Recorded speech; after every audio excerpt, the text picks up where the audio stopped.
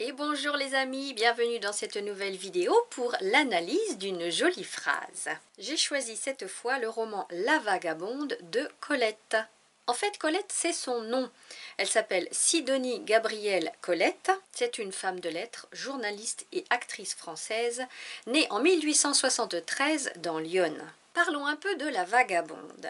Depuis son désastreux divorce, l'héroïne Renée Néré est une femme de lettres qui a mal tourné. Autrefois épouse d'un peintre reconnu, elle fait aujourd'hui du music-hall pour survivre. En fait, on peut tirer un parallèle entre l'héroïne Renée Néré et Colette elle-même. C'est un peu d'elle dont elle parle.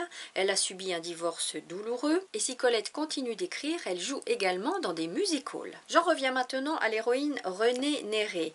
Dégoûtée de l'amour, elle vit seule avec sa chienne jusqu'au jour où un admirateur plus tenace que les autres touche son cœur.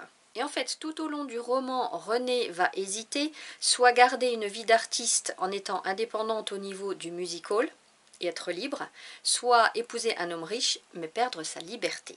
À cet admirateur tenace, Renée va ouvrir la porte de son appartement et je vous montre la phrase qu'il dit la première fois qu'il découvre cet appartement parce qu'elle est importante pour la suite.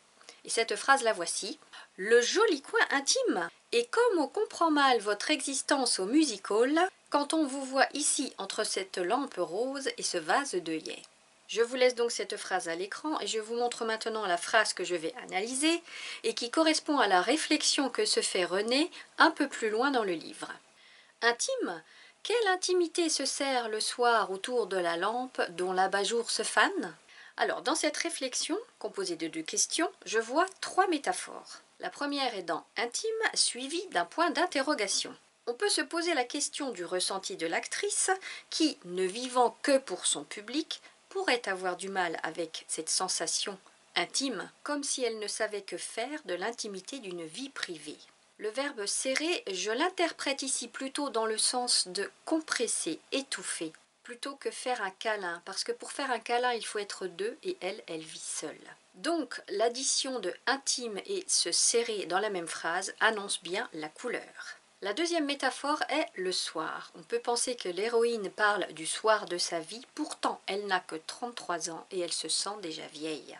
Et enfin la troisième métaphore, et là je trouve vraiment que c'est la plus belle image et la plus subtile, puisque son admirateur en rentrant chez elle a parlé de la lampe rose et du vase d'œillets, Colette répond avec l'abat-jour qui se fane. Et là je trouve que c'est quand même assez fin comme écriture, car le mot la lampe rose laisse le lecteur imaginer la couleur. Mais le fait qu'il y ait un vase d'œillets à côté laisse supposer que sur cet abat-jour il pourrait y avoir un motif fleuri, voire des roses.